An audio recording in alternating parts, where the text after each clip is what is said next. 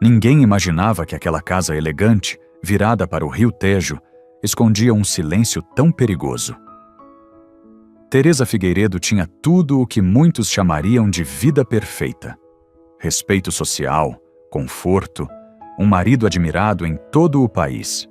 Mas, numa única noite, ao abrir a porta de um apartamento na Avenida da Liberdade, ela percebeu que aquela vida era construída sobre mentiras.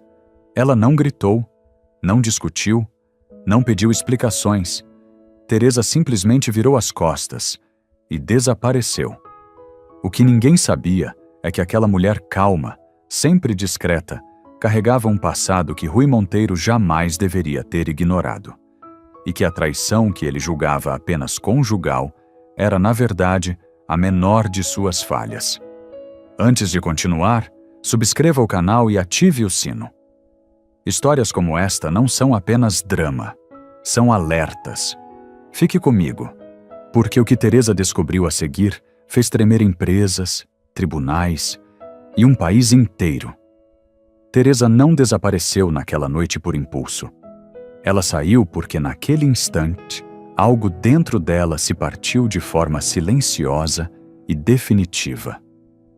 O apartamento na Avenida da Liberdade ainda cheirava a perfume caro e vinho branco, quando a porta se fechou atrás dela. O elevador desceu lentamente, como se cada andar marcasse o fim de uma ilusão antiga. Teresa manteve as mãos firmes, o olhar fixo, o corpo ereto. Quem a visse ali não imaginaria o turbilhão que lhe esmagava o peito. Durante o trajeto até casa, Lisboa parecia indiferente. Os elétricos passavam. Os cafés estavam cheios. A cidade seguia viva, enquanto o mundo de Teresa se tornava irreconhecível. Ao chegar à moradia junto ao Tejo, ela não foi para o quarto. Não chorou. Não ligou para ninguém. E sentou-se na sala ampla, onde tantas vezes recebera convidados importantes, e ficou em silêncio, olhando para as janelas escuras. Pela primeira vez em muitos anos, sentiu algo que Rui nunca lhe permitira sentir. Lucidez. Durante décadas, Teresa fora a esposa correta, a que organizava eventos, sorria nas fotografias, aceitava ausências justificadas por reuniões, viagens técnicas, obras urgentes. Ela aprendera a não perguntar demais, a não incomodar, a acreditar que aquele era o preço de estar ao lado de um homem poderoso. Mas naquela noite, o corpo jovem da outra mulher, o riso confiante, a forma como Rui se movia sem qualquer culpa, tudo aquilo não parecia um erro isolado. Parecia hábito. Parecia ensaio repetido. Nos dias seguintes, Teresa manteve a rotina. Continuou a levantar-se cedo. Continuou a cuidar da casa. Continuou a responder mensagens com educação. Rui, seguro da sua superioridade, não percebeu a mudança. Confundiu o silêncio dela com resignação. O que ele não sabia era que Teresa estava a observar. Não com ciúme, com método. Ela começou pelos detalhes pequenos. Horários que não batiam certo. Despesas que surgiam com descrições vagas. Telefonemas atendidos fora da sala, sempre com o mesmo tom apressado. Um portátil novo, guardado numa pasta fechada, que Rui nunca deixava sem vigilância. Teresa lembrava-se de quem fora antes de se tornar apenas a mulher de.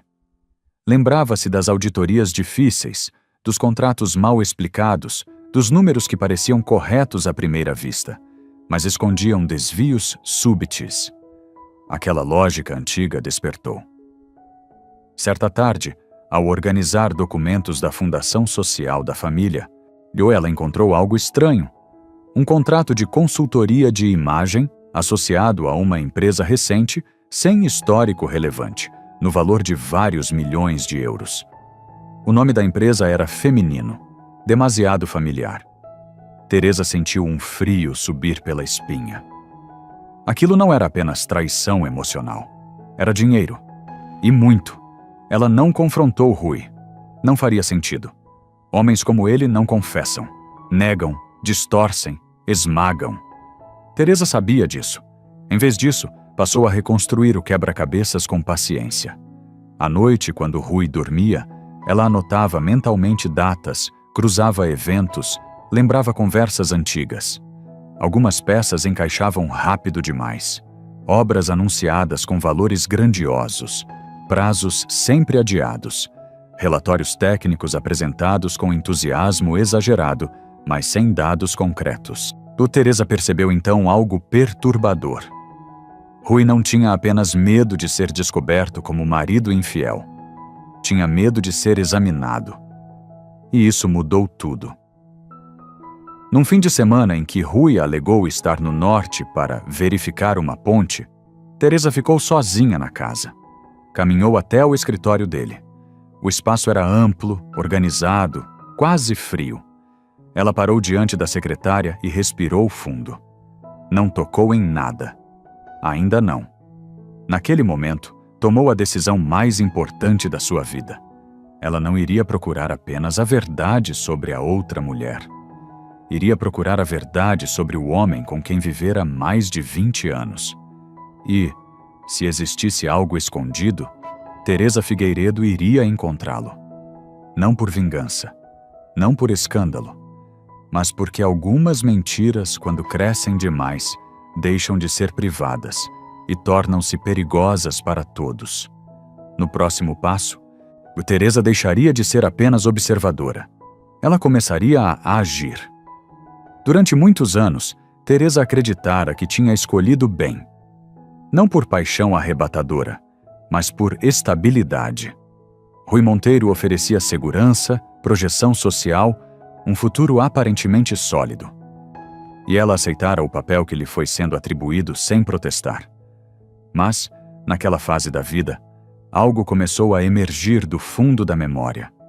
Uma versão antiga de si mesma, esquecida, quase apagada pelo tempo. Antes de ser Teresa Figueiredo, a esposa discreta do empresário admirado, ela fora simplesmente Teresa Silva. Uma jovem metódica, aplicada, que passava noites a rever contratos, relatórios técnicos e mapas financeiros. Trabalhara durante mais de 10 anos como técnica de auditoria interna, sobretudo em projetos ligados a obras públicas. Conhecia bem o cheiro das irregularidades.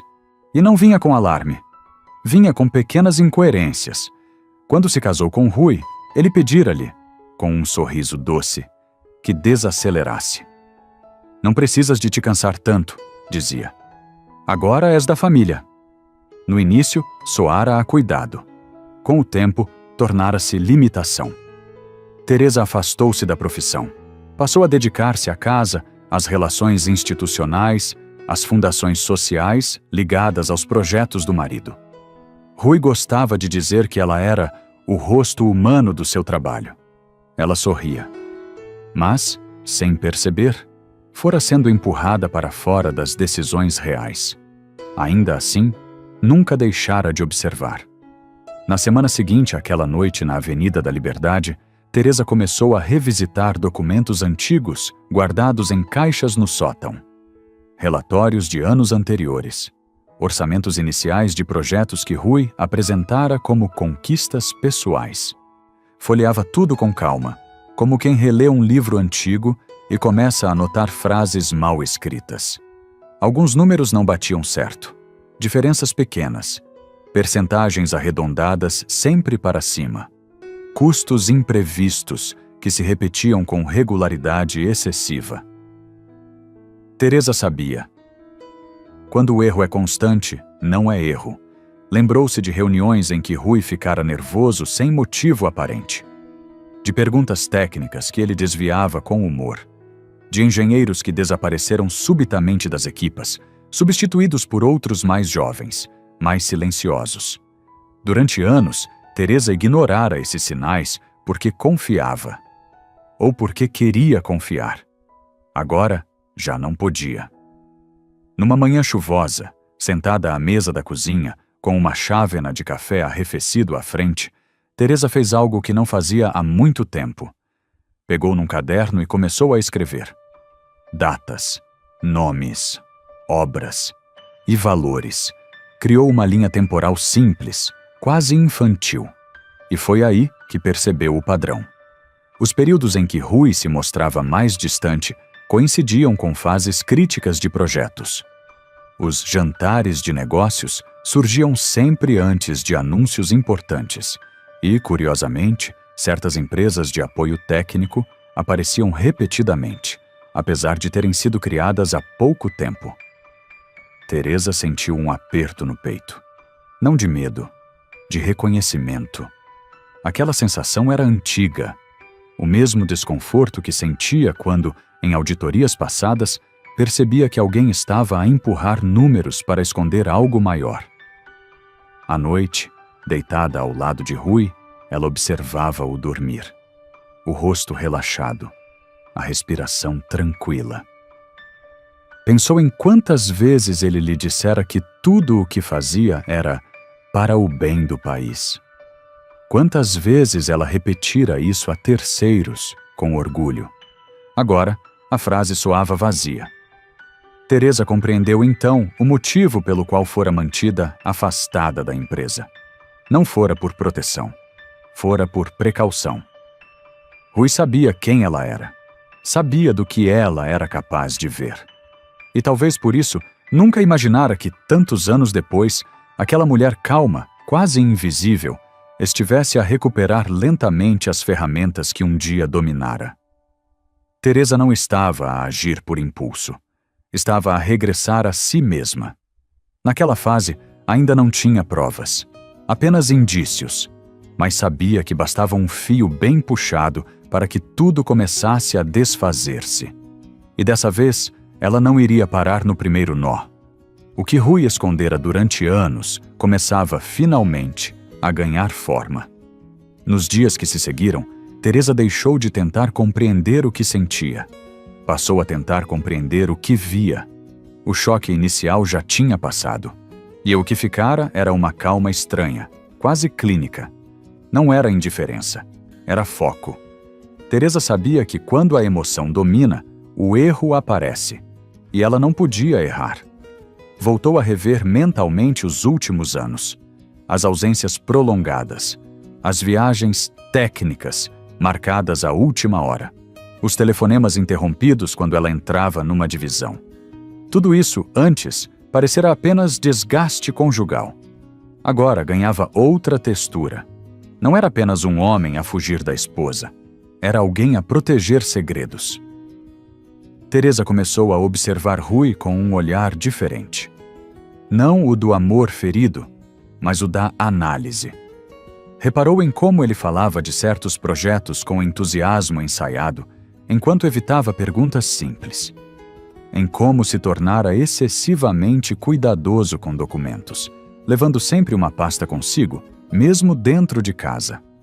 Certa noite, durante o jantar, Rui comentou casualmente que uma obra no Alentejo iria custar um pouco mais do que o previsto.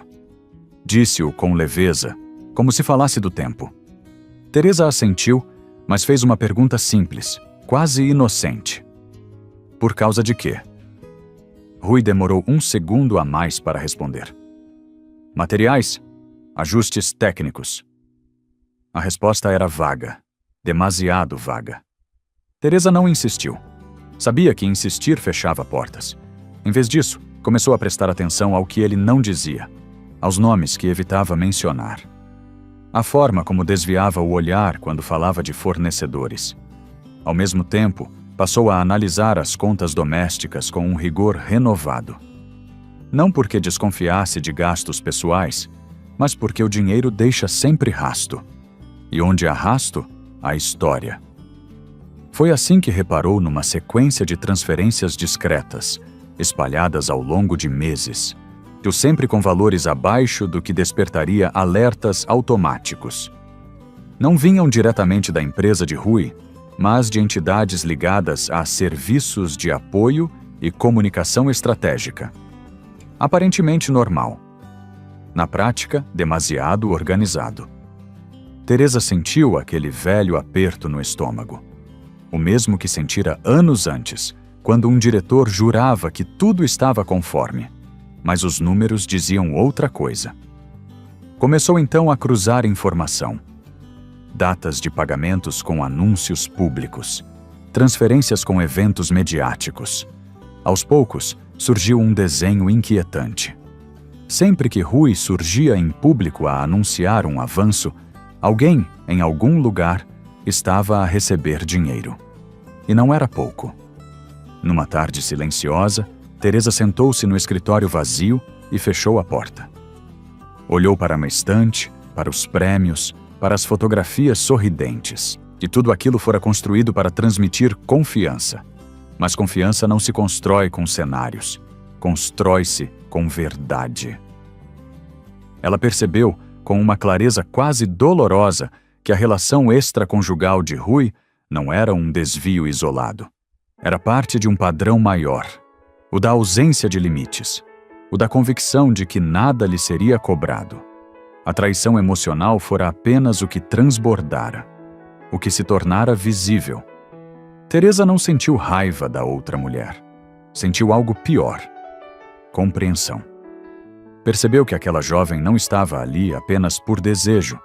Estava ligada a contratos, a empresas recém-criadas, a nomes que apareciam nos documentos que Teresa começava a mapear. A dúvida deixou de ser por quê. Passou a ser quanto. À noite, deitada na cama, Teresa não dormia. Ouvia Rui respirar. Tranquilo, seguro de si. Pensou em quantas vezes ele lhe dissera que tudo estava sob controle, que ela não precisava de se preocupar, que certas coisas eram demasiado complexas. Agora sabia a verdade. Não eram complexas, eram perigosas. Naquele ponto, Teresa compreendeu algo fundamental. Se confrontasse Rui apenas como esposa, perderia. Ele desvalorizaria, inverteria culpas, chamá-la-ia emocional. Mas se avançasse como profissional, como alguém que conhece sistemas e falhas, o jogo mudaria. Ela ainda não tinha provas concretas, mas tinha direção. E decidiu, em silêncio, que já não bastava observar. Era hora de recolher factos. Porque quando o dinheiro começa a falar mais alto do que a verdade, alguém tende a escutar com atenção. E Teresa estava pronta para ouvir tudo. Teresa avançou com cuidado. Sabia que, a partir daquele ponto, de qualquer passo em falso poderia alertar Rui. E homens como ele, quando percebem que estão a ser observados, não hesitam em esmagar quem está no caminho. Começou pelo que lhe era mais familiar: os contratos. Não os mais recentes, que vinham polidos e assinados por equipas jurídicas, mas os anexos esquecidos. Ajustes de última hora. Aditamentos técnicos. Pequenas páginas que quase ninguém lia, mas que alteravam valores, prazos e responsabilidades. Foi aí que encontrou a primeira prova concreta. Um projeto rodoviário anunciado publicamente com um custo total de 210 milhões de euros tinha, nos documentos internos, uma estimativa real próxima dos 135 milhões. A diferença não estava justificada por materiais nem por condições do terreno. Estava repartida em serviços complementares, todos faturados por empresas externas. Teresa sentiu o coração acelerar. Não era suspeita. Era método. Continuou. Outro projeto, outra região, outro desvio semelhante. Sempre valores fracionados, sempre abaixo dos limites que acionariam auditorias automáticas. Somados, no entanto, ultrapassavam facilmente 40 milhões de euros em poucos anos. E então surgiu o nome que ela já esperava encontrar. Uma empresa de comunicação criada há menos de 18 meses. Capital social mínimo, 2 funcionários registrados, mas contratos sucessivos, cada um entre 3 e 5 milhões de euros, para gestão de imagem institucional de obras públicas. A assinatura final era sempre a mesma: Rui Monteiro. Teresa sentiu um peso no peito. Aquilo confirmava o que começara como intuição. A mulher que Rui via às escondidas não era apenas uma distração. Era parte do sistema. Com paciência, Teresa traçou o percurso do dinheiro, das entidades públicas para a empresa principal, dali para fornecedores secundários, e, por fim, para contas no estrangeiro, disfarçadas como pagamentos de marketing, consultoria e direitos de imagem. O esquema era limpo, demasiado limpo. Naquela noite, Teresa não conseguiu jantar. Sentou-se à mesa da cozinha com uma folha de papel e começou a escrever números à mão. Precisava senti-los, ver o peso real de cada desvio. Ao fim de uma hora, parou. O valor total ultrapassava 1,9 mil milhões de euros em contratos inflacionados ao longo de uma década. Teresa fechou os olhos. Aquilo não era apenas corrupção. Era uma traição ao país. A pessoas que confiavam, a trabalhadores que acreditavam estar a construir algo sólido. Lembrou-se de inaugurações, de discursos emocionados de Rui sobre progresso e futuro. Lembrou-se de ter aplaudido ao lado dele, acreditando. Agora cada aplauso ecoava como erro, mas ainda faltava algo. Rui não era ingênuo. Não faria aquilo sem rede de proteção. Teresa sabia que precisava de identificar os cúmplices internos. Foi então que encontrou correspondência privada entre Rui e o diretor financeiro da empresa. Mensagens frias, técnicas, onde se falava de controlar riscos, acalmar investidores e ganhar tempo até a próxima fase. Numa dessas mensagens, uma frase chamou-lhe a atenção. Depois da última ronda, fechamos tudo e saímos. Teresa sentiu um arrepio. Ele estava a preparar a fuga. Não uma fuga física, mas financeira. Planeava vender participações no auge, deixar os projetos a meio e transferir a responsabilidade para estruturas vazias. Quem viesse depois herdaria o colapso. Naquele instante, Teresa compreendeu que o tempo era curto. Muito curto. Rui ainda não suspeitava dela. Achava-a distante, talvez magoada, mas inofensiva. E isso dava-lhe vantagem. Uma vantagem que ela não podia desperdiçar. Teresa respirou fundo e tomou uma decisão silenciosa. Não iria confrontar ninguém. Ainda não. Iria recolher tudo, cada contrato, cada e-mail, cada transferência. Porque quando finalmente falasse, não seria como esposa traída. Seria como testemunha. E nesse jogo, quem fala primeiro perde. Quem fala com provas, muda o destino de todos. Naquela noite, enquanto Rui dormia tranquilo no andar de cima, Teresa começou a reunir os fragmentos que juntos tinham força para derrubar um império inteiro. Teresa avançou mais fundo quando percebeu que já não havia retorno. Depois de mapear os contratos inflacionados e a rota do dinheiro, e faltava compreender quem permitia que tudo funcionasse com tanta fluidez. Rui não operava sozinho. Nunca operara. Foi então que ela voltou aos nomes. A empresa de comunicação aparecia em quase todos os projetos. Não como protagonista, mas como elo discreto. Recebia valores elevados por serviços vagos. Emitia faturas regulares. Mantinha uma presença limpa. À primeira vista, nada ilegal. À segunda, tudo demasiado perfeito. Teresa decidiu investigar a origem. Descobriu que a empresa fora criada poucos meses antes do primeiro grande contrato. O endereço fiscal era um escritório partilhado em Lisboa. O site institucional tinha fotografias genéricas e textos copiados. O capital inicial era irrisório. Ainda assim, em menos de 2 anos, faturara mais de 32 milhões de euros. E o nome da administradora coincidiu com o que Teresa já conhecia. A mulher com quem Rui se encontrava às escondidas não era apenas uma relação paralela. Era o rosto jovem e discreto de uma estrutura criada para receber e redistribuir dinheiro. Uma ponte entre fundos públicos e contas privadas. Teresa sentiu uma mistura estranha de alívio e peso.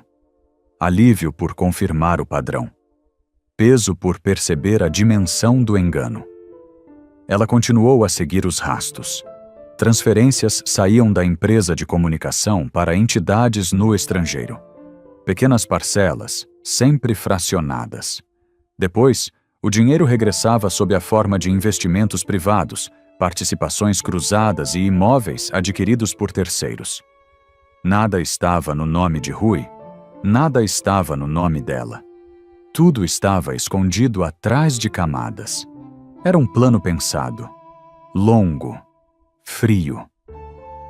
Numa noite silenciosa, Teresa sentou-se no escritório e releu um e-mail antigo, trocado entre Rui e o diretor financeiro. Falava-se da rapariga com desdém, não como pessoa, mas como ferramenta.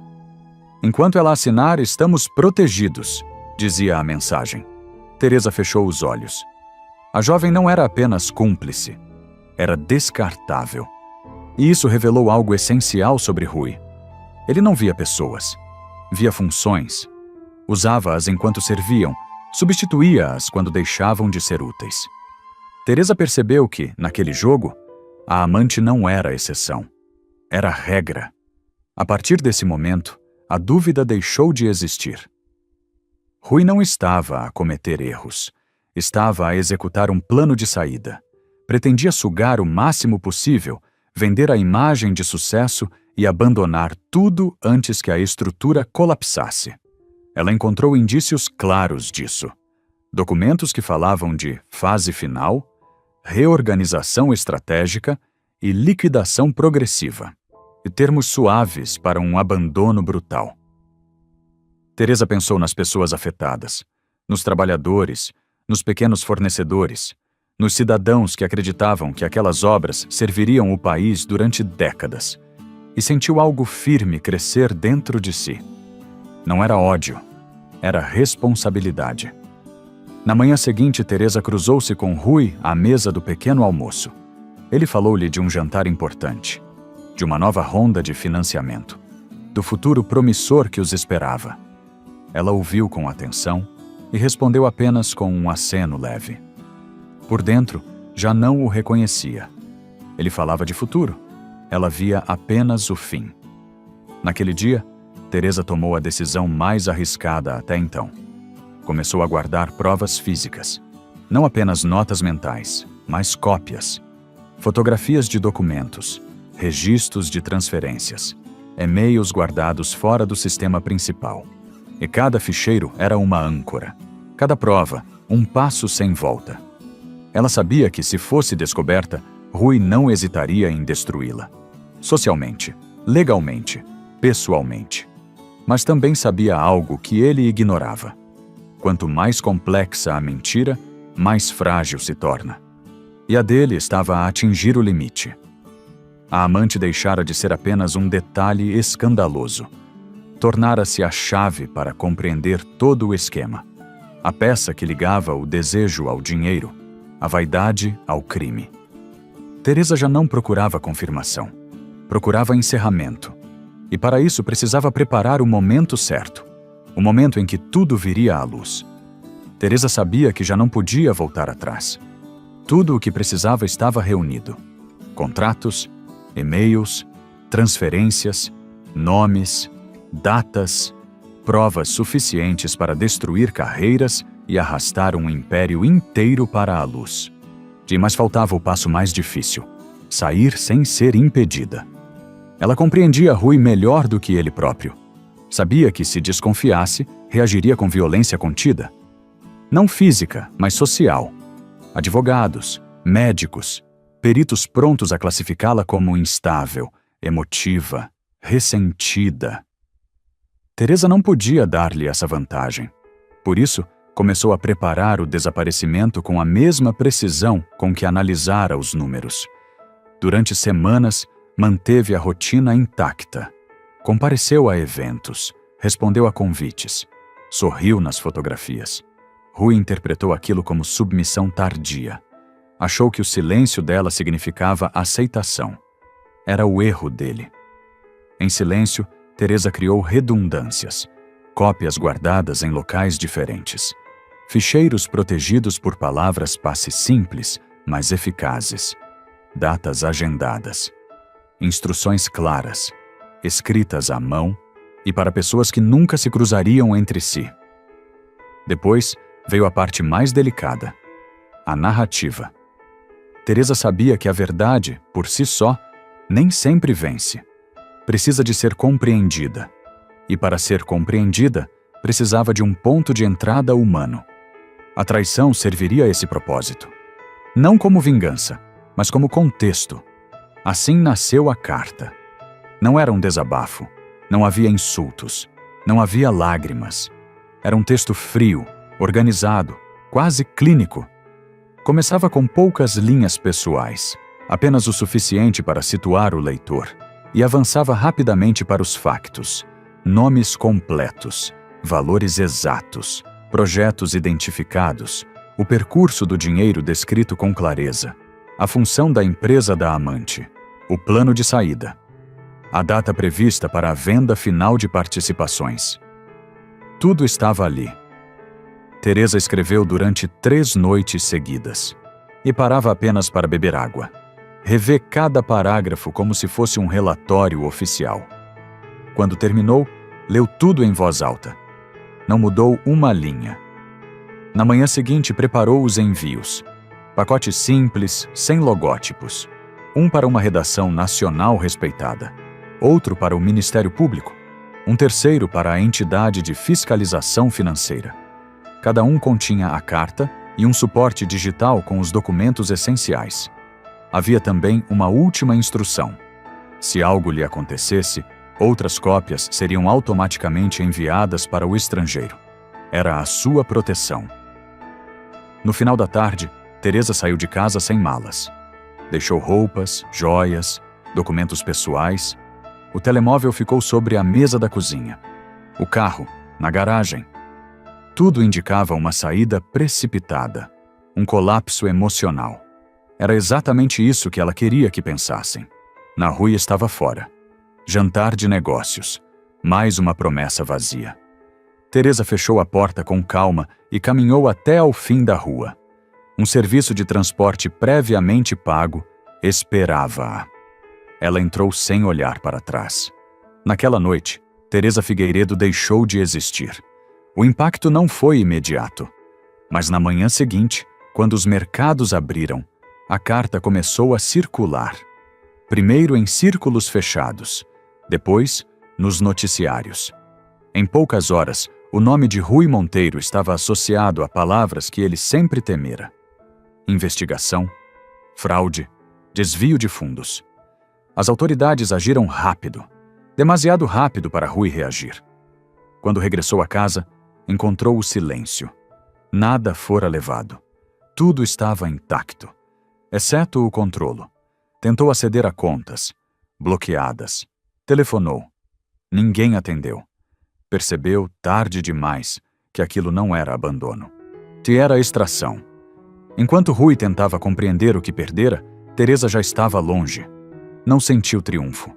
Sentiu alívio. Um alívio pesado, quase doloroso. Como quem larga uma carga que carregou durante décadas. Ela não sabia ainda como tudo terminaria, mas sabia uma coisa com certeza: a verdade já não lhe pertencia. E isso era suficiente. Meses depois, quando o nome de Rui Monteiro já não passava de uma manchete Ganlien voi vergonha e condenação, Teresa vivia longe do ruído. Não procurava reconhecimento. Não dava entrevistas. Não queria ser lembrada como heroína. Para ela, tudo o que acontecera não foi um ato de vingança, mas de correção. A nova vida era simples, sem luxo, sem aplausos. Teresa acordava cedo, caminhava em silêncio, lia jornais sem emoção. O passado não a perseguia. Ficara resolvido. E cada número fora colocado no lugar certo. Cada mentira exposta, cada escolha assumida.